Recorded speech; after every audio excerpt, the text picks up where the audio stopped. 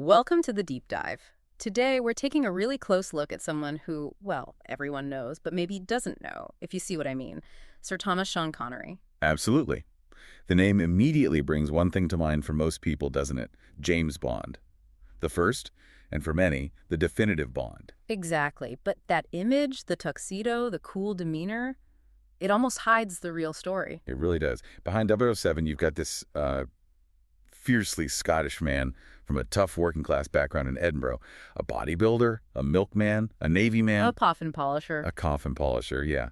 And someone who, interestingly, spent a lot of his career pushing back against the very role that made him a global icon. That's what we want to explore today. We're going deep into his life, from 1930 right up to 2020. We'll trace him from being Big Tam in Fountain Bridge through those, frankly, amazing early jobs and some pretty intense real-life confrontations. Oh, definitely. The hard man reputation wasn't just for show. Right.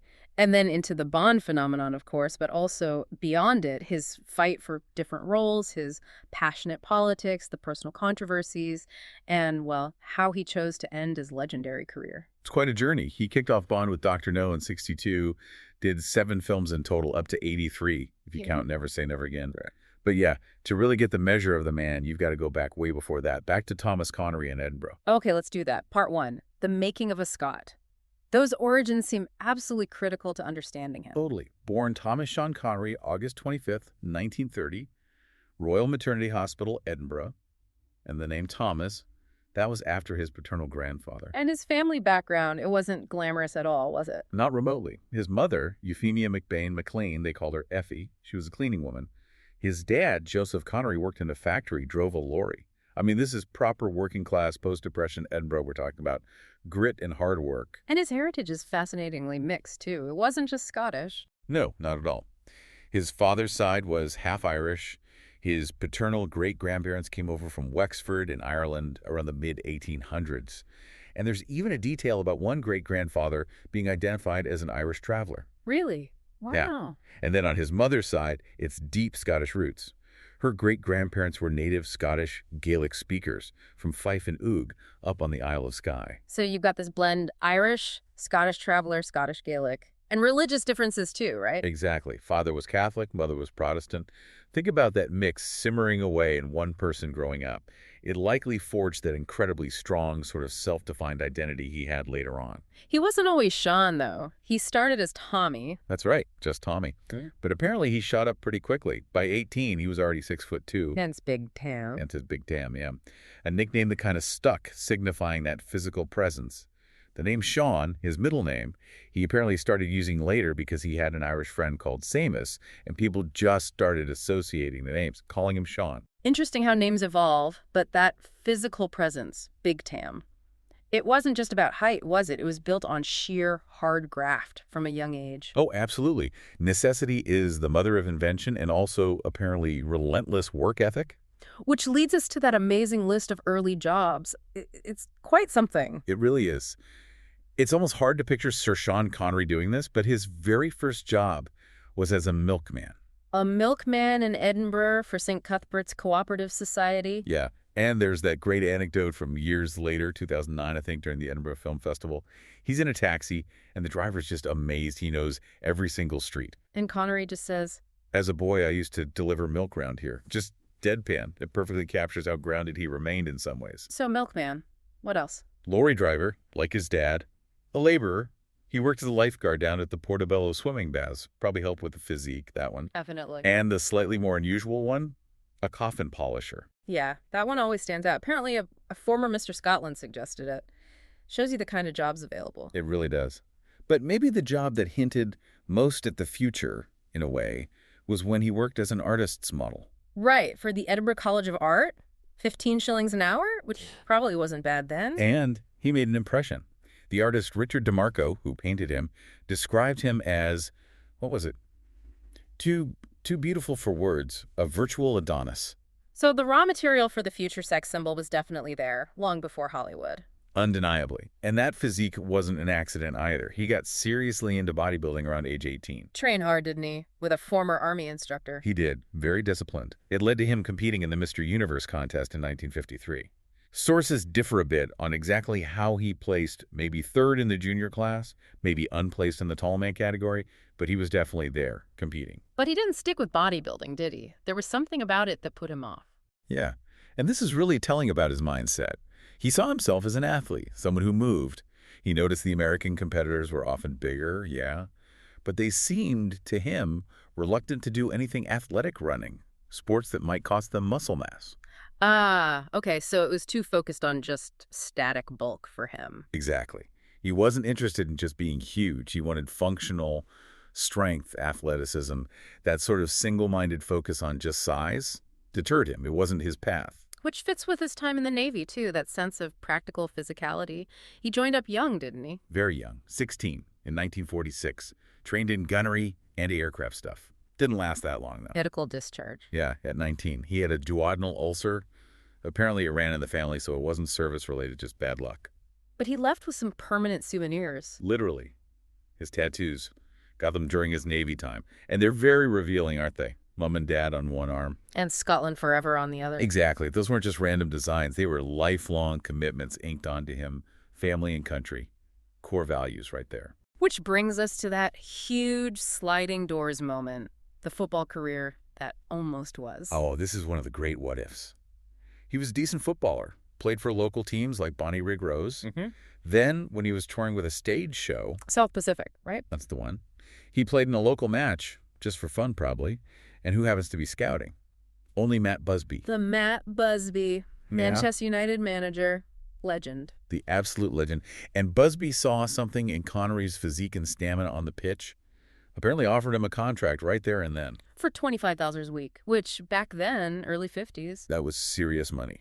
A guaranteed career path with one of the biggest clubs in the world. Most lads would have bitten his hand off. But Connery didn't. He didn't. And his reasoning, even at 23, was remarkably far-sighted.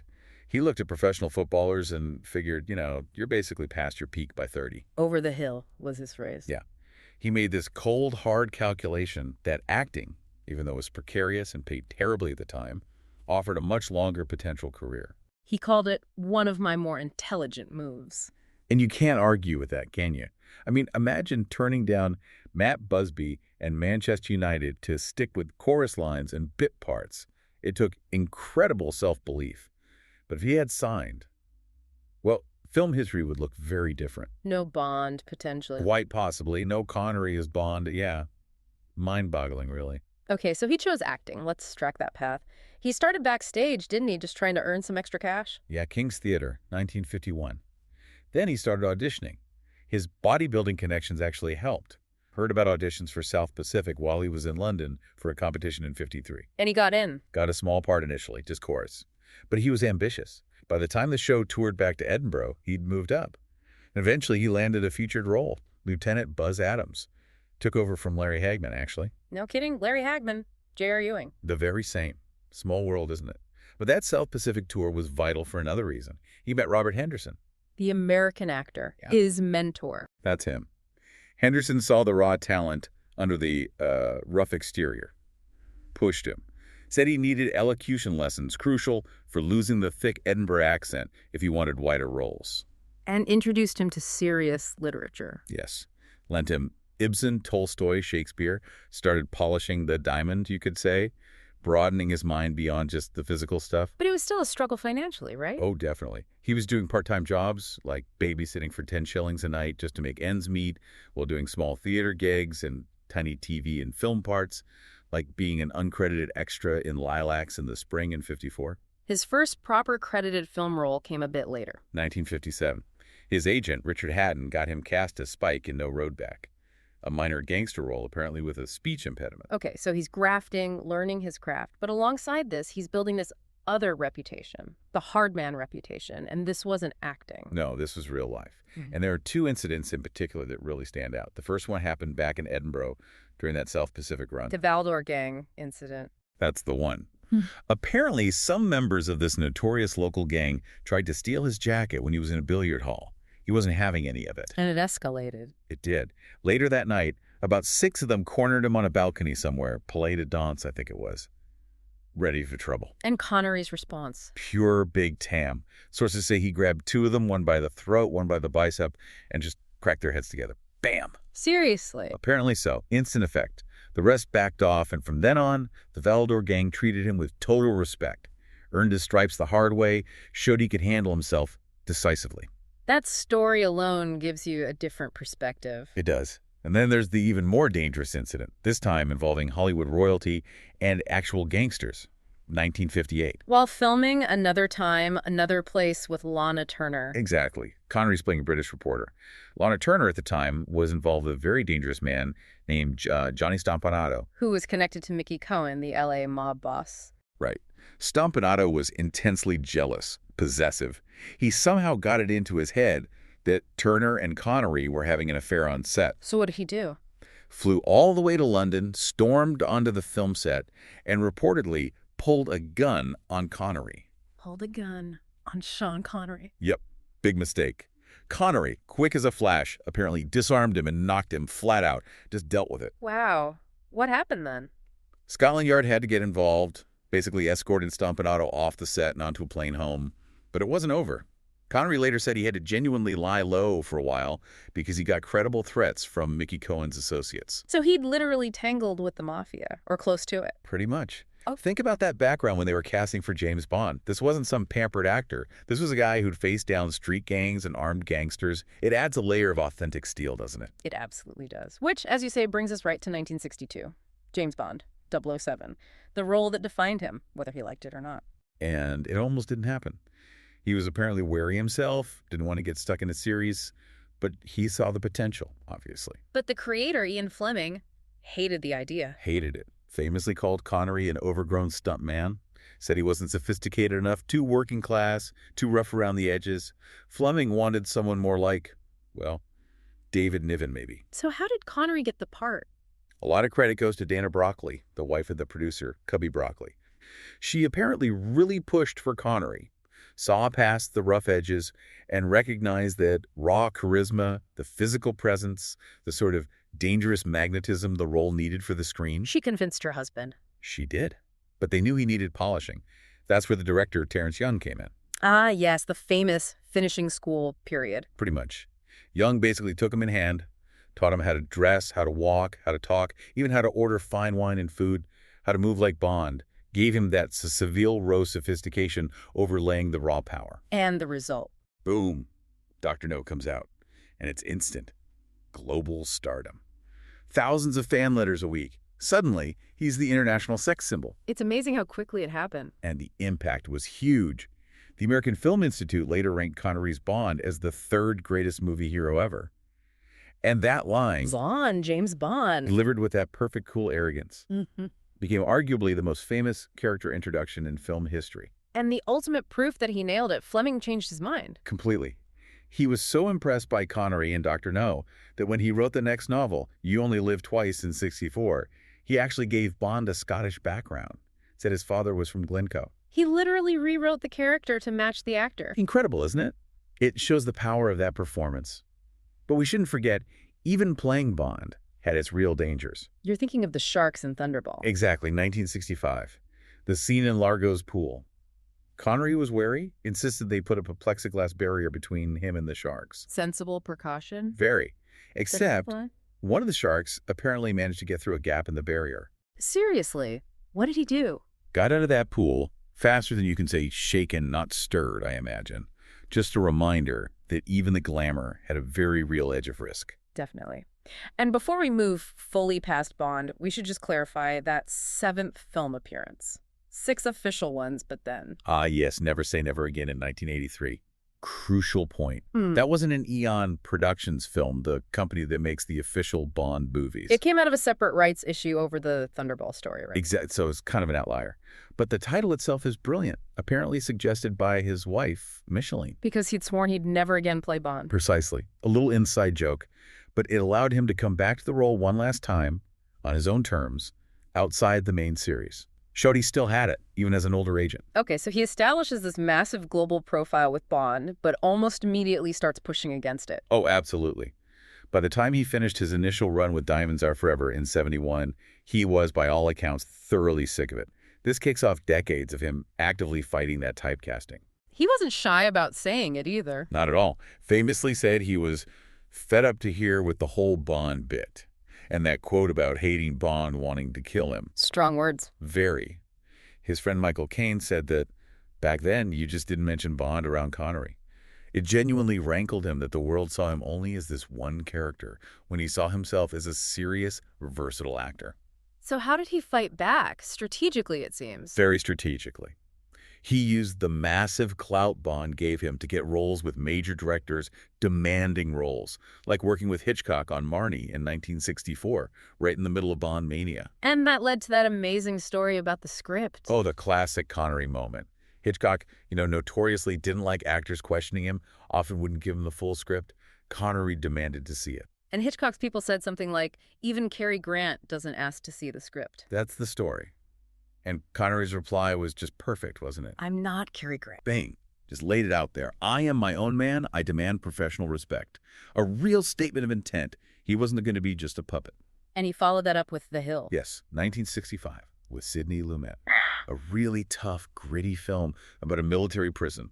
Critically acclaimed, won Best Screenplay at Cannes. Lumet became one of his favorite directors. And Lumet saw something special in him. Yeah, Lumet talked about Connery having this incredible charisma, a kind of high comedy magnetism, even in a serious role. It proved he could do complex, demanding drama miles away from the suave spy stuff. So the 70s became his period of sort of diversification. Definitely. Yeah. He shared a Golden Globe in '72 for World Film Favorite, showing his global appeal was still huge. And then came some really great roles. The Man Who Would Be King in '75, with Michael Caine. Directed by John Huston. Both Connery and Caine said it was their favorite film experience, didn't they? They did. A proper epic adventure, great chemistry between them, allowed him to play something grander, more flawed than Bond. And it cemented that lifelong friendship with Caine. He also did romance, playing an older Robin Hood. Robin and Marion in '76, opposite Audrey Hepburn. A lovely film, actually. Roger Ebert wrote about how they just glowed together on screen, showed a softer, more vulnerable side. Okay, but we can't talk about the 70s without mentioning The Outlier, the really weird one. Ah, you mean the film with the memorable costume? I mean Zardos, 1974. The scarlet mankini, the thigh-high boots, the ponytail. Chuckles, yes. John Boorman's Zardos. Look, it's undeniably one of the strangest mainstream films ever made. Divides opinion, massively cult classic or pretentious mess. But Connery did it, right at the peak of his serious actor phase. It was a massive risk to his image. Huge risk. Had terrible reviews initially, but the fact he took it on shows he was genuinely willing to experiment, to try something completely off the wall. And it has gained that cult following over the years. And Boorman, the director, actually spoke highly of Connery's intellect during filming, didn't he? He did. Mentioned Connery writing poetry in his downtime, having great depth and intelligence, an extraordinary memory. Again, pushing back against that just muscle stereotype. So moving into the 80s, he really finds his groove playing well air. Older guys, mentors. Absolutely. And this leads to, arguably, his greatest critical triumph, The Untouchables in 1987. Playing Jim Malone, the tough Irish-American cop who schools Kevin Costner's Elliot Ness. Brilliant performance. Gritty, world-weary, but with that core of integrity. And it finally won him the Oscar. Best Supporting Actor. The first Scot to win a major acting Oscar. Huge moment. He also got a Golden Globe for it and a BAFTA the same year for another great role in The Name of the Rose. Critics loved him as Malone, didn't they? Ebert said he brought a real human element, made you believe these were real people. Yeah, he just inhabited that role. And it sort of set the template for other great mentor figures he played around that time, like Ramirez and Highlander. There can be only one. Great fun, that role. Yeah. Wise, flamboyant, deadly with a sword. Exactly. And then, perhaps most famously, Indiana Jones's dad. Professor Henry Jones Sr. in Indiana Jones and The Last Crusade in '89. Perfect casting. Just genius. The chemistry with Harrison Ford was fantastic. And Ford himself said Connery wasn't just reciting lines, he actively contributed to the script. Really? How so? Ford said Connery made suggestions that added layers to the father-son relationship, more depth, more comedy, made the character richer. Wasn't just there for the paycheck, he was invested. He had a few more hits after that, The Hunt for Red October, The Rock. Yeah, solid films in the 90s. But then things started to, well, go downhill in terms of his enjoyment. Leading to The League of Extraordinary Gentlemen in 2003. That seems to have been the final straw. By all accounts, it was a miserable production experience for him. The film didn't do well critically or commercially. He sensed it was going wrong during filming. Apparently so. Hmm. Said the director should be locked up for insanity. He was just done with the whole process. And it led to his retirement. Pretty much. He officially confirmed it in 2006. And his reason was blunt. He was disillusioned with the idiots now making films in Hollywood. Strong stuff. But it shows his conviction, which leads to the mind-blowing part. The roles he turned down after retiring. It's almost unbelievable. The big one, of course, is Gandalf. In The Lord of the Rings, he turned down Gandalf. Why? His explanation was simple. I did not understand the script. He just didn't get the fantasy world, didn't connect with it. Okay, but the financial implications Are staggering. Yeah. The reports suggest he was offered something like $30 million up front. PLE West, 15% of the global box office for all three films. given how huge those films were. Estimates put the total potential earnings he walked away from at around $450 million. $450 million Yeah. because he didn't get the script. That's conviction, isn't it? Or maybe just being comfortable enough to say no. Yeah. He also turned down Dumbledore in Harry Potter. And the architect in the Matrix sequels as well, I read. Yeah, he was just done. Didn't matter how big the offer was. His principles, or maybe just his peace of mind, came first. Did he do anything else after retiring? Just one small thing. He voiced the main character in a Scottish animated film called Sir Billy in 2012. Perhaps a final nod to his roots before stepping away completely. Okay, let's shift focus a bit now to his personal life, which was, well, it had its complexities and controversies. We need to approach this carefully. Absolutely. Objectively reporting what the sources say. He was married twice. First to the Australian actress Diane Salento. From 1962 to 1973, though they separated a couple of years earlier, they had one son, Jason Connery, who's also an actor. Yes. Now, it's important to mention that in her autobiography, published in 2006, Diane Salento made allegations of mental and physical abuse against Connery during their marriage. And this connects sadly to a recurring controversy in Connery's public life, his statements about hitting women. There was that infamous Playboy interview in 1965. Yes, the quote where he reportedly said something along the lines of, "I don't think there's anything particularly wrong in hitting a woman," though adding a caveat about not doing it the same way as hitting a man. A shocking statement, then and now, and one he never really seemed to fully retract or distance himself from for decades. No. And it came up again in 1993 in a Vanity Fair interview, where he was quoted saying something about some women pushing for the ultimate confrontation and wanting a smack. These comments really stuck to him, clashing dramatically with the suave Bond image. However, to be fair and complete, he did issue a later statement trying to address it. He did. In 2006, perhaps prompted by the renewed attention from Salento's book, he released a statement to the Times newspaper in London. It said, quite clearly, "I don't believe that any level of abuse of women is ever justified under any circumstances. Full stop." So a definitive later stance, but the earlier quotes were made part of his complex public record. It even caused him to cancel an appearance at the Scottish Parliament around that time. It did. It was a significant shadow. His second marriage, however, was much longer lasting. To Micheline Roquebrune, the French-Moroccan painter, they married in 1975. And they stayed together right up until his death in 2020. It wasn't without its own reported issues. There was talk of an affair he had in the late 80s with the singer Lindsay DePaul. Right, I remember that being reported. But ultimately, the marriage endured for, 45 years? A very long partnership. Okay, turning now to the other huge pillar of his identity outside of acting, his politics, specifically his passionate Scottish nationalism. Oh, this was absolutely core to him. Seemed deeply connected to his working-class Edinburgh roots and that fierce sense of identity. Did it develop later in life, or was it always there? It certainly became more public later. He himself pointed to a documentary he made back in 1967 called The Bowler and the Bunnet. It was about industrial relations, shipyard workers in Glasgow. He said that experience was the start of his journey toward supporting the Scottish National Party, the SNP. And he didn't just offer moral support, did he? He put his money where his mouth was. He did, significantly. He funded the SNP for many years. That only stopped in 2001 because the law changed in the UK, banning political donations from people living overseas. And his political views, his support for Scottish independence, actually caused issues with the British establishment, didn't it? Particularly regarding his knighthood. Yes. When he was finally knighted by the Queen in 2000, and he made a point of wearing his mother's McLean tartan kilt for the ceremony, a very Scottish statement. A proud moment. Absolutely. But reports suggest he could have received it earlier. Apparently, nominations in '97 and '98 were vetoed, possibly because of his outspoken support for the SNP and independence, which wouldn't have gone down well with the government at the time. So getting the knighthood in 2000 felt like a bit of a political victory as well. You could definitely see it that way. A recognition he perhaps felt was long overdue and maybe a sign of shifting political winds, too. Now, his politics were also tied up with his financial status, specifically being a tax exile. Yes, this was another source of controversy, particularly in the UK press. He moved to the Bahamas in the 1990s, meaning he wasn't continuously resident in the UK for tax purposes. Which allowed him to legally minimize his UK tax bill on his considerable earnings. Exactly. He did release some figures in 2003, showing he had paid 3.7 million, I think, in UK tax over certain periods.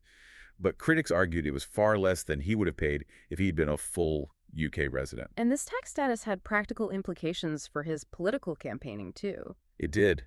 His own brother mentioned that the rules around how much time he could legally spend in the UK, because of his tax status, actually limited his ability to be physically present and campaign in Scotland during the run-up to the big independence referendum in 2014. So his chosen lifestyle perhaps inadvertently restricted his direct political involvement later on. It seems that way. And his financial affairs weren't just UK-focused. There was that issue in Spain, too. After he sold his villa in Marbella, a tax investigation? Yeah, a complicated one. Connery himself was eventually cleared of any wrongdoing in that Spanish investigation, but his wife, Micheline, and quite a few others were actually charged in relation to alleged tax fraud connected to the property deal.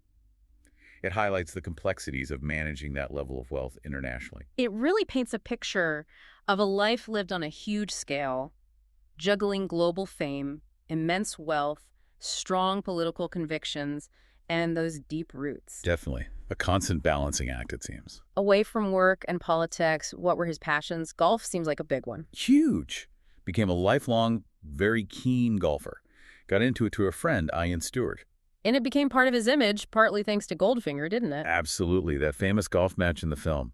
Apparently, he wasn't much of a golfer before that, so they brought in the legendary Peter Allis to give him lessons, just so he looked convincing on screen. And he got associated with those Slazenger V-neck sweaters he wore. Yeah, that light gray marl color became iconic because of him. And by all accounts, he became genuinely good at the game. Jack Nicholls himself said Connery was a pretty darn good golfer. High praise. So moving towards his final years, his public appearances became rarer after retirement. Understandably. He died peacefully in his sleep on October 31st, 2020. He was 90 years old, at his home in the Bahamas. The official cause of death was pneumonia and respiratory failure. And his wife later shared something quite personal about his health struggles. Yes. Micheline revealed that he had been suffering from dementia in his final years, which is incredibly sad. And his final wish was very much tied to his identity, wasn't it? It was. He wanted his ashes scattered back home in Scotland, which they were apparently at some undisclosed private locations in 2022, bringing him back to the land he loved. The reaction to his death was immense, wasn't it? Tributes from everywhere. Absolutely. From all the other Bonds, Daniel Craig, Pierce Brosnan, George Lazenby, Timothy Dalton, major filmmakers like George Lucas. Michael Caine's tribute was lovely. Called him a great star, a brilliant actor, and a wonderful friend. But perhaps the most fitting summary came from the Bond producers, Barbara Broccoli and Michael G. Wilson. What did they say? They said Connery had revolutionized the world with his portrayal of Bond and was undoubtedly largely responsible for the success of the film series. Hard to argue with that. No, you really can't. Which brings us to his enduring legacy and the honors he received. His status, particularly in Scotland, was just unparalleled. In 2004, a big poll named him the greatest living Scot. And that was echoed again later, wasn't it? Scotland's greatest living national treasure in 2011. Exactly. Yeah. And globally, that image of masculinity persisted. People magazine named him sexiest man alive way back in 1989 when he was nearly 60. And then sexiest man of the century in 1999. Quite the titles. Indeed. And of course, he holds that record, tied with Roger Moore for playing Bond 7 times, if you include Never Say Never Again. And his name is still actively celebrated in Scotland now. Yes. Just this year, 2024, the Edinburgh International Film Festival launched a major new prize in his honor, the Sean Connery Prize for Feature Filmmaking Excellence. It's a significant award, £50,000 chosen by the audience. Keeps his connection to Scottish film alive. Looking back at the major awards across his career, it's quite a list. It really is. The Oscar for Untouchables in '87, that BAFTA Fellowship in '98, the Kennedy Center Honors in the U.S. in '99, the knighthood in 2000. The AFI Life Achievement Award in 2006, the Cecil B. DeMille at the Golden Globes. France gave him honors too. Commander of the Order of Arts and Letters. Yeah, it shows recognition across the board for a career that spanned decades and genres. It really is an incredible arc when you lay it all out. From that Edinburgh milkman, the virtual Adonis model, the guy who chose acting over football, Survived run-ins with gangs and gangsters. fought against the Bond typecasting, championed Scottish independence, lived life very much on his own terms, right through to becoming this global screen legend. Right.